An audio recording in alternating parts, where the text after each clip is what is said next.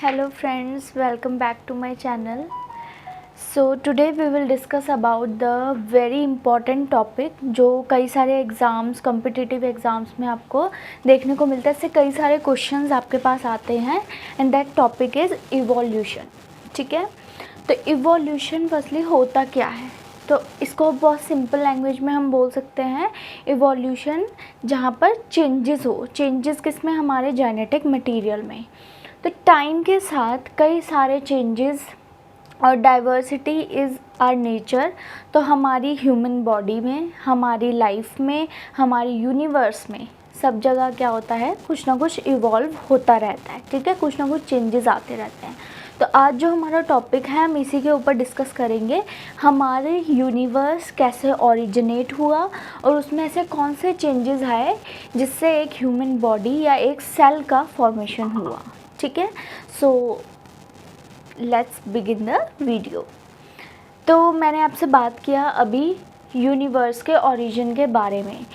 इसको ओरिजिन करने के लिए क्या हुआ होगा, कुछ ना कुछ तो हमारे पास एक थ्योरी या एक हाइपोथेसिस होगा जिससे हम अपने आप को एक्सप्लेन कर पाएँ कि हमारी यूनिवर्स या स्पेस का क्रिएशन कैसे हुआ। ठीक है, तो इसको एक्सप्लेन करने के लिए हमारे पास एक थ्योरी है जिसको हम बोलते हैं बिग बैंग थ्योरी।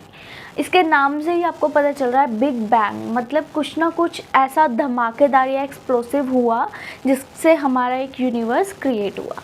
देखिए, हम में से कोई नहीं जानता उस टाइम पे क्या टाइम हो, कितने टाइम पहले, ऐसे हम कुछ भी नहीं बता सकते कि कहाँ से इस चीज़ की शुरुआत हुई है। बट हम एक कोई भी स्टार्टिंग पॉइंट ले रहे हैं, उस पॉइंट को हम ऐसा कंसीडर करते हैं जहाँ पर टाइम क्या था, ज़ीरो। हमने वहाँ से स्टार्टिंग की है अपने टाइम की। ठीक है, तो उस टाइम पर कुछ ना कुछ एक पॉइंट था और उस पॉइंट के अंदर क्या हुआ, कुछ एक्सप्लोसिव चीज़ें हुई जिसकी वजह से हमारे पास डिफरेंट मटेरियल्स, डिफरेंट एलिमेंट्स का क्रिएशन हुआ। ठीक है, बेसिकली यहाँ पर हम बात कर रहे हैं एक बिंदु जिसके पास एक बहुत बड़ी एक्सप्लोसिव एनर्जी थी जो एक्सप्लोजन होने के बाद में क्या क्रिएट किया, उसने कई सारे एलिमेंट्स को बनाया। अब एलिमेंट्स भी हमारे पास डायरेक्टली नहीं बन गए कि बहुत ही कैल्शियम बन गया या आयरन बन गया, फॉस्फोरस बन गया। इतने मैक्रो एलिमेंट्स हमारे पास पहले ही क्रिएट नहीं हुए। उसमें भी हमारे पास क्या बना, सबसे पहले हाइड्रोजन और हीलियम। अब मैं आपको डिटेल में इन सब के बारे में बताऊंगी क्या क्या इसकी थ्योरीज़ हैं, कैसे ये बना, हम किसको मानते हैं, किन थ्योरीज़ को हम नेगलेक्ट करते हैं, किसको हमने एक्सेप्ट किया हुआ है। इसके बारे में ही आज डिटेल में हम पढ़ेंगे और जिसका एंड प्रोडक्ट निकलेगा कि हमारे सेल की फॉर्मेशन कैसे हुई है। ओके, सो उसके पहले आपको ये जानना ज़रूरी है कि हमारे इस टाइम पीरियड्स में क्या कितना कितना गैप है। ठीक है, तो कुछ पॉइंट्स मैं आपको बता रही हूँ जो बहुत ही इंपॉर्टेंट है हमारे एग्ज़ाम्स में, कॉम्पिटिटिव एग्ज़ाम्स में ये बार बार पूछे जाते हैं। तो आप प्लीज़ इसको नोट डाउन कर लें और इसको अपने पास ध्यान रखें, याद रखें।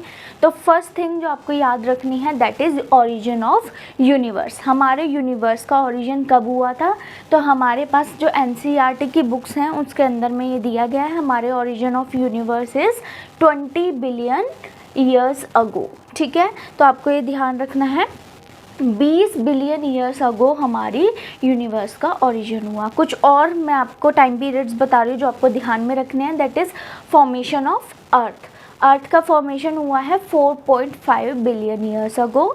Then form of sign of life, हमारी अर्थ पर सबसे पहले लाइफ का साइन कब दिखा था, दैट इज़ 4 बिलियन ईयर्स अगो। ठीक है, उसके बाद में इवॉल्वमेंट ऑफ मैक्रो मॉलिक्यूल्स, जो बड़े मॉलिक्यूल्स मैक्रो मॉलिक्यूल्स हैं वो हमें कब मिले थे, 3 बिलियन ईयर्स अगो।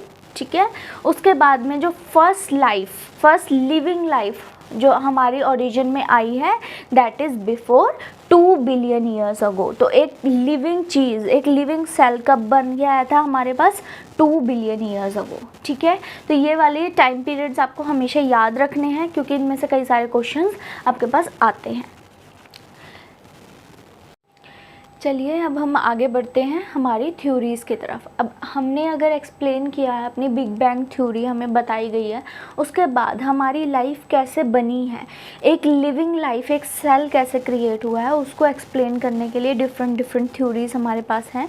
तो ऐसे ही फर्स्ट थ्योरी जो हमें दी गई है that is theory of special creation. ठीक है, स्पेशल क्रिएशन में बेसिकली क्या है, इस थ्योरी के अंदर हमें एक सुपर पावर है, लाइक गॉड जिसको हम बोल देते हैं। ठीक है, तो गॉड ने क्या किया, एकदम से कुछ चमत्कार किया। इस मिरेकल की वजह से क्या हो गया, हमारे पास सब चीज़ें बन गई, हाथी, गधा, घोड़ा, ह्यूमन बीइंग, सब कुछ बन गया एक बारी में। ठीक है, तो 6 डेज़ में एक सुपर पावर ने अपने आप से एक लिविंग वर्ड को क्रिएट कर दिया। इसको हम बोल देते हैं थ्योरी ऑफ स्पेशल क्रिएशन। ठीक है, इस थ्योरी के अकॉर्डिंगली हमारी जो अर्थ है that is 4000 years of age. हमारी अर्थ की एज इसमें सिर्फ 4000 साल है, लेकिन नहीं, हमारी अर्थ की रियल एज मैंने आपको बताया है। अगर आपको क्या ध्यान रखना है इसकी, 4 बिलियन ईयर्स अगो हमारी अर्थ का इवॉल्वमेंट हुआ था।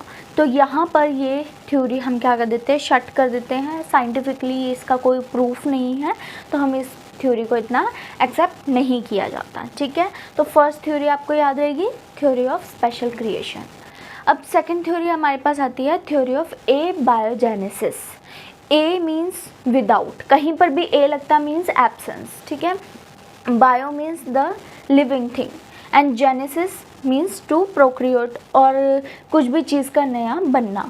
तो ए बायोजेनेसिस के अकॉर्डिंगली हम क्या करते हैं, हमारी जो लाइफ है उसको क्रिएशन किसने दिया है, किसी भी नॉन लिविंग थिंग से एकदम से वो क्या क्रिएट हो गई, कोई भी लिविंग थिंग बन गई। हम इस चीज़ को बोल तो रहे हैं, लेकिन इसमें भी क्या है, कुछ भी चीज़ क्लियर नहीं हो पा रही है कि किसी भी नॉन लिविंग थिंग से कैसे एक लिविंग थिंग कन्वर्ट हो गई। इसको प्रूफ करने के लिए कोई भी एक्सपेरिमेंट या फिर कोई भी हमारे पास एविडेंस प्रेजेंट नहीं है, इसलिए इसको हम नहीं मानते। ठीक है, इसका बेसिकली एक कोर पॉइंट इन्होंने बोला है कि क्या हुआ है, एक स्पेशल क्रिएशन के बाद में स्पॉन्टेनियस क्रिएशन हुआ है। स्पॉन्टेनियस क्रिएशन ए बायोजेनेसिस में है, मीन्स किसी भी नॉन लिविंग थिंग से लिविंग थिंग में स्पॉन्टेनियसली वो क्रिएट हो गई, लेकिन इसका कोई भी एविडेंस नहीं है, so we don't follow this theory. Okay, next theory हमारे पास चलती है थ्योरी ऑफ बायोजेनेसिस। बायोजेनेसिस में फिर भी हमारे पास कुछ तथ्य, कुछ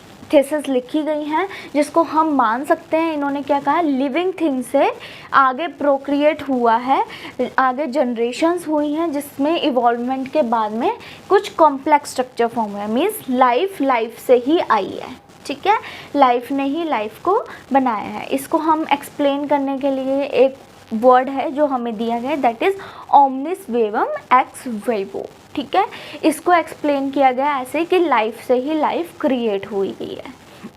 तो इस लाइफ की क्रिएशन को तो हम मानते हैं कि एक लाइफ से दूसरी लाइफ बन रही है, लेकिन फिर भी हमारे पास एक क्वेश्चन मार्क रहता है कि जो फर्स्ट लाइफ है, फर्स्ट लिविंग थिंग, वो कहाँ से आई है। ठीक है, तो इस क्वेश्चन की को कोई भी प्रूफ नहीं कर पाया, इसीलिए हम इस थ्योरी को भी इतना एक्सेप्ट नहीं करते हैं। तो आपको 3 थ्योरीज अभी तक क्लियर हो गई हैं। First was the special creation, second was the spontaneous creation या abiogenesis, third one is the biogenesis. अब हमारे पास नेक्स्ट थ्योरी आती है, दैट इज़ कॉस्मिक थ्योरी। ठीक है, कॉस्मिक थ्योरी या कॉस्मोजोइक थ्योरी हम इसको बोलते हैं। इस थ्योरी के अकॉर्डिंगली क्या है, कॉस्मिक का मतलब ही क्या होता है, स्पेस रिलेटेड। ठीक है, तो इस थ्योरी के अंदर में बताया गया हमारे आउटर स्पेस में कुछ ना कुछ लिविंग सीड्स या स्पोर्स हम जिनको बोल देते हैं, ऐसे स्पोर्स प्रेजेंट हैं। इसके लिए इसके अंदर एक वर्ड यूज़ किया जाता है, दैट इज़ पैनस्पर्मिया। ठीक है, पैन मीन्स जैसे हम बात करते हैं pan India means all over the India.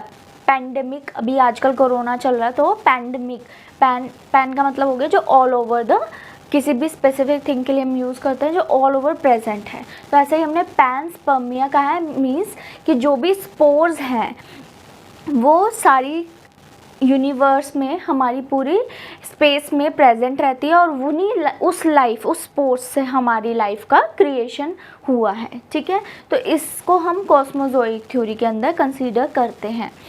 तो इसमें ये वर्ड मेनली यूज़ किया जाता है। आपको ये ध्यान रखना है, ये बार बार पूछा जाता है ऐसा कौन सा वर्ड है जो इस कॉस्मोजोइक थ्योरी में है, what is panspermia. Okay, please इसको रिमेंबर रखना है।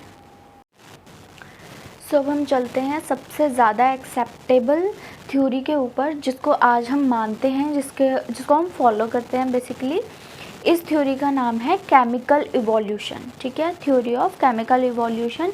ये एक हाइपोथेसिस पे बेस है, ओपेरिन हेल्डेन हाइपोथेसिस। इसमें बताया गया है कैसे केमिकल्स से यानी एबायोजेनेसिस से बायोजेनेसिस हुआ है, ठीक है। बेसिकली चीज़ इन्होंने भी सेम ही बताई है जैसे हमारी एबायोजेनेसिस एंड बायोजेनेसिस में बोला गया है, बट इन्होंने इसको एक एक्सपेरिमेंट के थ्रू कंफर्म भी किया है, ठीक है। तो हम एक्सपेरिमेंट को तो नेक्स्ट वीडियो में पढ़ेंगे, but I will tell you today कि हमारे सेल का फॉर्मेशन कैसे हुआ बेसिकली इस थ्योरी के अकॉर्डिंगली, ठीक है। तो इस थ्योरी में क्या बताया गया है, इसमें एबायोजेनेसिस हुआ, यानी हमारे पास कुछ केमिकल्स थे जो प्रेजेंट थे। अब केमिकल्स कुछ गैसेस हम मान लेते हैं, क्योंकि पहले तो यहाँ पर सिर्फ गैसेस ही है जिससे फर्दर क्रिएशन होगी। तो गैसेस में क्या क्या हम एग्जांपल्स लेते हैं, carbon dioxide, hydrogen, methane and ammonia, ठीक है। ये चारों गैसेस हैं, ये प्रेजेंट है, बट कोई ऑक्सीजन प्रेजेंट नहीं है, ठीक है, क्योंकि अगर ऑक्सीजन होगी तो ऑक्सीजनेशन प्रोसेस स्टार्ट होगी, जिससे कि कभी भी लाइफ नहीं बन पाएगी। तो हमने क्या कंसीडर किया है यहाँ पर, इस थ्योरी के अकॉर्डिंगली हमारे पास 4 गैसेस हैं, please write down. First one is the carbon dioxide, second is hydrogen, next one is methane and ammonia, ठीक है। तो ये चारों गैसेस में क्या हुआ, एक एनर्जी मिली। अब हमारे पास इतने पुराने टाइम में हमारे पास एनर्जी कहाँ से हो गई, अब आपको पता है लाइटनिंग होती है, ठीक है। तो वो एनर्जी हमें कहाँ से मिल सकते हो, उस लाइटनिंग से। हम ये कंसीडर कर रहे हैं कि ये लाइटनिंग से इसको एनर्जी मिली, जिसकी वजह से इनके बीच में कुछ केमिकल रिएक्शंस अकर हुई, ठीक है। तो यही केमिकल रिएक्शंस ने फर्दर क्या क्रिएट किया, हमारे पास एक प्रोडक्ट बना, इसको हम बोल देते हैं बायो माइक्रोमोलिक्यूल्स, ठीक है। बायो माइक्रोमोलिक्यूल्स के कुछ एग्जांपल्स मैं दे देती हूँ, जैसे हमारे पास क्या क्रिएट हो गए, प्रोटीन्स। प्रोटीन्स बनाने के लिए हमें क्या चाहिए, अमीनो एसिड्स, ठीक है। तो हमारे पास क्या क्रिएट हुआ, अमाइनो एसिड्स, नॉट प्रोटीन। तो अमाइनो एसिड्स बना, देन न्यूक्लियोटाइड्स क्रिएट हुए, उसके बाद में फैटी एसिड्स क्रिएट हुए, ठीक है। तो ये हम किस में कंसीडर कर रहे हैं, बायो माइक्रोमोलिक्यूल्स में। उसके बाद में विद टाइम और इसे एनर्जी मिली, और ज़्यादा प्रोडक्शन हुआ, और ज़्यादा रिएक्शंस क्रिएट हुए, जिससे हमारे पास क्या बन गए, बायो मैक्रोमोलिक्यूल्स। मैक्रोमोलिक्यूल्स में हमारे पास क्या क्या आ जाते हैं, प्रोटीन्स आते हैं, फैटी एसिड्स से मिलकर के क्या बनेंगे, हमारे पॉलीसैकेराइड्स या फैट्स क्रिएट होंगे, और उसके बाद में हमारा जो न्यूक्लियोटाइड्स हैं ये मिलकर के आरएनए बनाएगा, ठीक है। तो ये हमारे पास क्रिएशंस आ गई हैं। अब आरएनए हमारे पास बन चुका है, प्रोटीन्स हैं हमारे पास, फैटी एसिड्स हैं। अब आपको पता है ये आपस में मिलकर के क्या बनाते हैं, प्रोबायोटेंट्स, ठीक है। प्रोबायोटेंट्स बेसिकली क्या होंगे, ये प्रोबायोटेंट्स हमारे पास एक ऐसा सेल बनाते हैं, it's not cell, basically it is a formation of, इसको हम बोल सकते हैं ये एक प्री सेल है, ठीक है। तो हमारे पास ये ऐसा सेल बनता है जिसके अंदर कोई जेनेटिक मटेरियल नहीं होता। तो प्रोबायोटेंट्स में होता यही है कि इसके अंदर कोई भी जेनेटिक मटेरियल नहीं होगा, it is without genetic material, ये आपको ध्यान रखना है। उसके बाद में फिर फर्दर कुछ रिएक्शंस होंगे, कुछ कॉम्प्लेक्सिटीज़ फॉर्म होगी, और हमारे पास एक सेल क्रिएट होगा। इस सेल के अंदर बाहर में हमारे पास एक सेल मेम्ब्रेन होगी, फॉस्फोलिपिड बाइलेयर की मेम्ब्रेन। इसको भी मैं आगे किसी टॉपिक में आपको एक्सप्लेन करूँगी कि कैसे ये बाइलेयर है, ठीक है। तो फॉस्फोलिपिड बाइलेयर की एक मेम्ब्रेन होगी जिसके अंदर कई सारे न्यूक्लियोटाइड्स प्रेजेंट होंगे, ठीक है। न्यूक्लियोटाइड्स यानी हमारा जेनेटिक मटेरियल अब प्रेजेंट होगा, इसके अंदर आरएनए प्रेजेंट होगा जो फर्दर और क्रिएशंस करेगा हमारे सेल, जो मैं आपको पहली वीडियो में बता चुकी हूँ कैसे एक सेल से हमारे टिश्यूज़ एंड ऑर्गन्स बनते हैं, फिर लास्ट में हमारे ऑर्गन सिस्टम्स बनते हैं। तो बेसिकली मैं आपको बता चुकी हूँ एक सेल जो हमारी लिविंग ऑर्गेनिज्म है, एक लिविंग ऑर्गेनिज्म को ओरिजिनेट करती है, वो कैसे फॉर्म हुई है, ठीक है। तो प्लीज़ इस वीडियो को ध्यान से देखिए और आपको एक एक पॉइंट को याद रखना है। मैंने उन्हीं पॉइंट को डिस्कस किया यहाँ पर जो आपके एग्ज़ाम्स में आ सकते हैं। तो प्लीज़ इसको लिख लीजिए अपने पास और ध्यान रखिएगा। Please like my video. Okay, good bye.